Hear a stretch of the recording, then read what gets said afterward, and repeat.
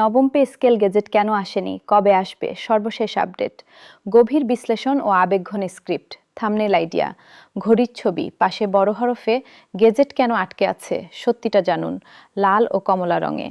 আসসালামু আলাইকুম সম্মানিত দর্শক, আজ 11ই জুলাই 2026। পয়লা জুলাই চলে গেছে, গেজেট আসেনি। সারা দেশের লাখ লাখ সরকারি কর্মচারী ও পেনশনভোগী হতাশ।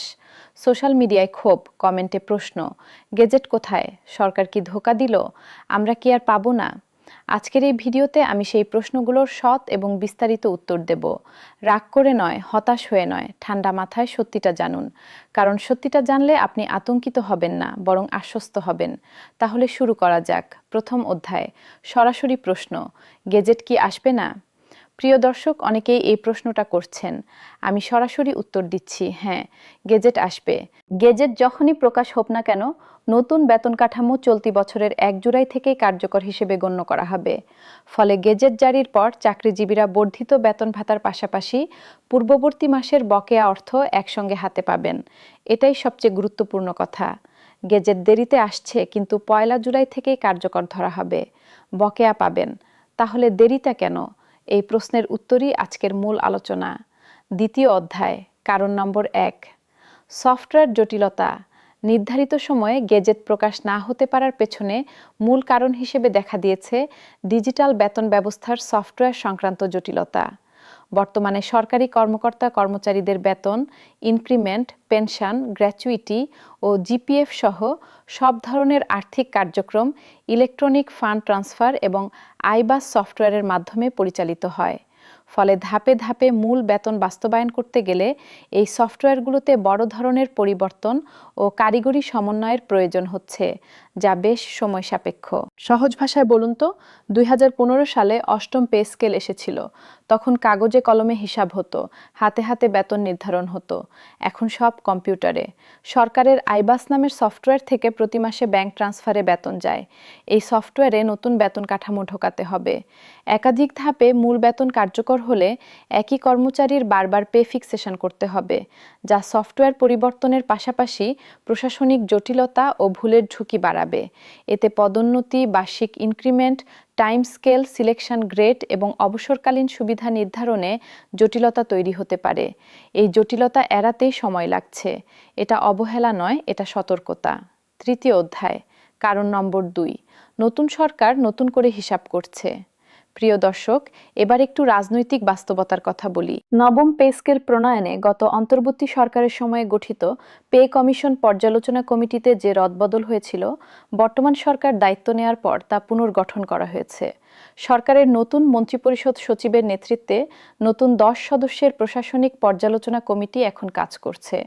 আগের কমিটির খসড়া প্রস্তাবনাগুলোকে বর্তমান রাজনৈতিক ও অর্থনৈতিক বাস্তবতার আলোকে নতুন করে রিভিউ করা হচ্ছে।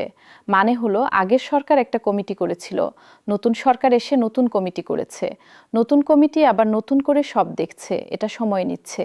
সংশ্লিষ্টরা বলছেন, অন্তর্বর্তী সরকারের সময় সচিব কমিটি মূলত একটি টেকনিক্যাল বা আমলাতান্ত্রিক উপায়ে মূল্যস্ফীতি বিবেচনা করে বেতন বাড়ানোর হিসাব করেছিল। তবে বর্তমান সরকার এতে দলীয় ইশতেহার ও রাজনৈতিক প্রতিশ্রুতির প্রতিফলন ঘটানোর চেষ্টা করছে। এই বাক্যটা খুব গুরুত্বপূর্ণ। নতুন সরকার শুধু আগের হিসাব নকল করছে না, তারা নিজেদের প্রতিশ্রুতি অনুযায়ী কিছু পরিবর্তন করতে চাইছে। এই পরিবর্তন করতে সময় লাগছে। চতুর্থ অধ্যায়, কারণ নম্বর 3, অর্থনৈতিক চাপ ও বাস্তবতা। সম্মানিত দর্শক, এবার সবচেয়ে কঠিন সত্যটা বলি। আর্থিক সংকটের কারণে পূর্ববর্তী সরকারের রেখে যাওয়া পে স্কেলের সুপারিশ হুবহু বাস্তবায়নের সুযোগ দেখছে না সরকার। রাজস্ব আয়ের চাপ, বাজেট ঘাটতি, ঋণ পরিশোধের দায় এবং উচ্চ মূল্যস্ফীতির বাস্তবতায় প্রস্তাবিত কাঠামোর বিভিন্ন অংশ পুনর্বিবেচনা করা হচ্ছে। এটা একটা বড় খবর। সরকার স্বীকার করছে আর্থিক চাপ আছে, বাজেট ঘাটতি আছে, ঋণ পরিশোধ করতে হচ্ছে। এই পরিস্থিতিতে কমিশনের সুপারিশ হুবহু বাস্তবায়ন কঠিন। সূত্রগুলো জানায়, বিভিন্ন গ্রেডের মূল বেতন, বাড়ি ভাড়া, চিকিৎসা, যাতায়াত সহ কয়েকটি ভাতা ও সুযোগ সুবিধায় পরিবর্তন আনার বিষয়ে আলোচনা চলছে। মানে হলো, কমিশন যা সুপারিশ করেছিল তার কিছু অংশ কমতে পারে। কিছু ভাতা হয়তো আগে ভাবা হয়েছিল তার চেয়ে কম হবে। এই খবরটা কিছুটা হতাশাজনক। কিন্তু মনে রাখুন, কমলেও বাড়বে। যতটুকুই পাওয়া যাক এখনকার চেয়ে বেশি হবে। পঞ্চম অধ্যায়, কারণ নম্বর 4, গেজেট প্রকাশে 3টি ধাপ এখনো বাকি। প্রিয় দর্শক, গেজেট প্রকাশ আসলে এক কদমে হয় না, এটা একটা দীর্ঘ প্রক্রিয়া। চূড়ান্ত গেজেট প্রকাশে এখনো 3টি ধাপ বাকি রয়েছে। সেই 3টি ধাপ কি? সচিব কমিটির সুপারিশ জমা দেওয়ার পর বিষয়টি মন্ত্রিসভায় উপস্থাপন করা হবে। এরপর প্রধানমন্ত্রীর অনুমোদন, আইন মন্ত্রণালয়ের ভেটিং এবং সরকারি গেজেট প্রকাশের মধ্য দিয়েই নবম পে স্কেল আনুষ্ঠানিকভাবে কার্যকর হবে। 3টি ধাপ হল: প্রথমত, সচিব কমিটির চূড়ান্ত সুপারিশ অর্থ মন্ত্রণালয়ে জমা; দ্বিতীয়ত, মন্ত্রিসভায় উপস্থাপন ও প্রধানমন্ত্রীর অনুমোদন; তৃতীয়ত, আইন মন্ত্রণালয়ের ভেটিং এবং তারপর গেজেট প্রকাশ। চলতি সপ্তাহেই পে কমিশনের সুপারিশ মূল্যায়ন ও বাস্তবায়নের রোডম্যাপ অর্থ মন্ত্রণালয়ে জমা দেওয়ার কথা রয়েছে মন্ত্রিপরিষদ সচিব নাসিমুল গনির নেতৃত্বাধীন কমিটির। মানে হলো, প্রথম ধাপটা এই সপ্তাহেই হতে পারে, তারপর দ্রুত পরের ধাপগুলো সম্পন্ন হলে গেজেট আসবে। ষষ্ঠ অধ্যায়, 3 ধাপ বাদ দিয়ে 2 ধাপ। এটা আসলে সুখবর সম্মানিত দর্শক, একটা বড় পরিবর্তনের কথা জানাই। শুরুতে 3 ধাপে পে স্কেল বাস্তবায়নের গুঞ্জন থেকে সরে এসেছে সচিব কমিটি। নতুন পরিকল্পনা অনুযায়ী 2 ধাপে এটি বাস্তবায়ন করা হতে পারে। নতুন এই ফর্মুলা অনুযায়ী 2026 থেকে 27 অর্থবছর থেকে শতভাগ মূল বেতন বৃদ্ধি এবং পরবর্তী 2027 থেকে 28 অর্থবছর থেকে অন্যান্য ভাতা বৃদ্ধির সুপারিশ করা হবে। এটা কিন্তু আসলে সুখবর। আগে 3 বছরে সব পাওয়ার কথা ছিল, এখন 2 বছরে পাওয়া যাবে, মানে 1 বছর কম অপেক্ষা। প্রথম পর্যায়ে এর জন্য 44,000 কোটি টাকা খরচ হতে পারে। 44,000 কোটি টাকা প্রথম ধাপেই, এটা কোনো ছোট অঙ্ক নয়। সপ্তম অধ্যায়, সবচেয়ে কঠিন প্রশ্ন, গেজেট কবে আসবে? প্রিয় দর্শক, সবার মুখে একটাই প্রশ্ন, কবে? সরকারি কর্মকর্তা কর্মচারীদের নতুন পে স্কেলের খসড়া চূড়ান্ত পর্যায়ে। জুলাই মাসের মাঝামাঝি বা শেষ সপ্তাহে গেজেট প্রকাশ হতে পারে বলে জানিয়েছে সংশ্লিষ্ট সূত্র। এটা 3রা জুলাইয়ের খবর, একটু আগের। কিন্তু 25 জুলাইয়ের আরেকটি প্রতিবেদনে ভিন্ন কথা। প্রশাসনিক প্রস্তুতি ও সফটওয়্যার সংক্রান্ত জটিলতা কাটিয়ে আগামী সেপ্টেম্বর মাসের মাঝামাঝি বা শেষ সপ্তাহের মধ্যে এই গেজেট জারি হতে পারে। সেপ্টেম্বর, জুলাই নয়, অগস্ট নয়, সেপ্টেম্বর। এটা শুনে অনেকে হয়তো হতাশ হচ্ছেন, কিন্তু মনে রাখুন, গ্যাজেট প্রকাশে যদি দেরি হয়, 2-3 মাস সময়ও যদি লাগে, 1 জুলাই থেকে পে স্কেল কার্যকর হলে আমরা বকেয়া সহি পাচ্ছি, সেক্ষেত্রে আমাদের আপত্তি নাই। এটা বলেছেন বাংলাদেশ সরকারি কর্মকর্তা কর্মচারী কল্যাণ সমিতির আহ্বায়ক আব্দুল মালেক। মানে কর্মচারী সংগঠনও বকেয়া সহ পাওয়ার বিষয়টি মেনে নিয়েছে। অষ্টম অধ্যায়, বকেয়া মানে কত টাকা? প্রিয় দর্শক, বকেয়ার হিসাবটা একটু বুঝি। ধরুন গ্যাজেট আসে সেপ্টেম্বরে, তার মানে জুলাই, অগস্ট, সেপ্টেম্বর 3 মাস পুরনো বেতনেই কাজ করবেন, কিন্তু গ্যাজেট আসার পর এই 3 মাসের বকেয়া একসাথে পাবেন। ধরুন আপনার এখন মূল বেতন 20,000 টাকা, নতুন স্কেলে হবে 40,000, মানে প্রতিটি মাসে 20,000 টাকা বেশি। 3 মাস বকেয়া মানে 60,000 টাকা একসাথে। এটা কিন্তু মন্দ নয়, একটা মাসে 60,000 টাকা বাড়তি পাবেন, সংসারে অনেক কাজে লাগবে। নবম অধ্যায়, পেনশনভোগীদের জন্য বিশেষ উদ্বেগ। সম্মানিত দর্শক, এখানে পেনশনভোগীদের জন্য একটু আলাদা করে বলতে চাই। বিশেষ করে যারা অবসরের কাছাকাছি আছেন, তাদের মধ্যে উদ্বেগ সবচেয়ে বেশি, কারণ পেনশন, গ্র্যাচুইটি ও ত্রুটির নগদায়নের মতো বড় সুবিধাগুলো সর্বশেষ মূল বেতনের ওপর ভিত্তি করে হিসাব করা হয়। যিনি এই মাসে বা আগামী মাসে অবসরে যাচ্ছেন, তার পেনশন কোন বেতনের ভিত্তিতে হবে? পুরনো বেতনে নাকি নতুনে? সরকারের নীতিগত অবস্থান হলো, নবম পে স্কেল কার্যকর ধরা হবে 1 জুলাই থেকে। মানে 1 জুলাইয়ের পর যিনি অবসরে গেছেন বা যাবেন, তাদের পেনশন নতুন স্কেলে হওয়ার কথা। তবে গেজেট না আসা পর্যন্ত এটা আনুষ্ঠানিকভাবে নিশ্চিত হচ্ছে না। এই কারণে গেজেট যত দ্রুত আসবে ততই ভালো। দশম অধ্যায়, 11 বছরের মূল্যস্ফীতির হিসাব।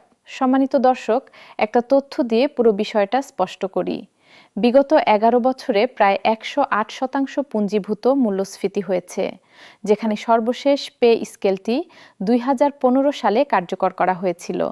108% মূল্যস্ফীতি, মানে 2015 সালে আপনি যে চাল 100 টাকায় কিনতেন, আজ সেই একই চাল কিনতে লাগছে 208 টাকা। কিন্তু আপনার বেতন কতটুকু বেড়েছে? ইনক্রিমেন্টে হয়তো 50 থেকে 60%। এই ঘাটতিটা পূরণ না করলে সরকারি কর্মচারীদের বাস্তব আয় কমেই যাচ্ছে বছরের পর বছর।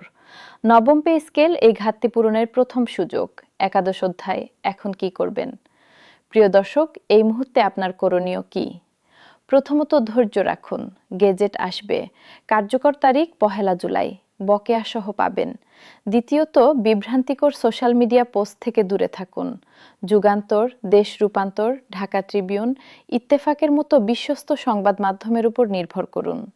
তৃতীয়ত, যদি আপনি অবসরের কাছাকাছি থাকেন, যদি সম্ভব হয় একটু অপেক্ষা করুন। গেজেট আসার পর অবসরে গেলে নতুন স্কেলে পেনশন ও গ্র্যাচুইটি পাবেন। চতুর্থত, এই চ্যানেলে চোখ রাখুন। গেজেট আসা মাত্র সম্পূর্ণ বিশ্লেষণ নিয়ে আসব। দ্বাদশ অধ্যায়, সরকারের প্রতি একটি আহ্বান। প্রিয় দর্শক, এই অধ্যায়টা একটু আলাদা। বাংলাদেশের সরকারি কর্মচারীরা এবং পেনশনভোগীরা রাষ্ট্রের সবচেয়ে বিশ্বস্ত অংশীদার। তারা রোদ বৃষ্টি মাথায় নিয়ে কাজ করেছেন, দেশকে এগিয়ে নিয়েছেন। বর্তমান জীবনযাত্রার ব্যয়ের সাথে আগের পে স্কেলের বেতনের কোনো সামঞ্জস্য না থাকায় সরকারি কর্মচারীরা পরিবার নিয়ে তীব্র আর্থিক সংকটে পড়েছেন। এই সংকটের কথা সরকার জানেন, তাই পে স্কেল দিচ্ছেন। কিন্তু একটা আহ্বান রইল, গ্যাজেট যত দ্রুত সম্ভব দিন। 2 মাস বা 3 মাস অপেক্ষা করালে কর্মচারীদের মনোবল ভাঙে। বকেয়া পাবেন জানলেও চলতি মাসের বেতনে টান পড়লে পরিবার কষ্টে পড়ে। প্রতিটি দিনের দেরি লাখ লাখ পরিবারের কষ্ট। ত্রয়োদশ অধ্যায়, শেষ কথা। সম্মানিত দর্শক, আজকের দীর্ঘ আলোচনার সারসংক্ষেপ। গ্যাজেট কেন আসেনি? 3টি কারণ: সফটওয়্যার জটিলতা, নতুন সরকারের নতুন কমিটির পর্যালোচনা এবং অর্থনৈতিক বাস্তবতায় প্রস্তাব পুনর্বিবেচনা। গ্যাজেট কবে আসবে? জুলাইয়ের শেষ সপ্তাহ থেকে সেপ্টেম্বরের মধ্যে। বিভিন্ন সূত্র ভিন্ন ভিন্ন সময়ের কথা বলছে। নিশ্চিত কিছু বলা কঠিন, কিন্তু যখনই আসুক 1 জুলাই থেকে কার্যকর। বকেয়া সহ পাবেন। 3 ধাপ থেকে 2 ধাপে নেমে এসেছে, এটা ভালো খবর। 44,000 কোটি টাকার প্রথম ধাপের বরাদ্দ আছে, এটাও নিশ্চিত। গ্যাজেট আসছে, একটু আর অপেক্ষা। এই চ্যানেলে সাবস্ক্রাইব করুন, বেলটিতে ক্লিক করুন। গেজেটের দিন আমরা সবার আগে আপনাদের জানাবো। আমাদের সাথে থাকুন। আল্লাহ হাফেজ। নবম পে স্কেলের গেজেট কেন আসেনি? সফটওয়্যার জটিলতা, নতুন কমিটির পর্যালোচনা নাকি অর্থনৈতিক চাপ? গেজেট কি জুলাইতে আসবে নাকি সেপ্টেম্বরে? গেজেট দেরিতে আসলেও বকেয়া কি পাবেন? সব প্রশ্নের সদুত্তর এই ভিডিওতে। #নবম পে স্কেল গেজেট, #গেজেট কবে আসবে, #pay scale update July, #gazette বিলম্ব, #বকেয়া বেতন, #সরকারি কর্মচারী, #পেনশনভোগী।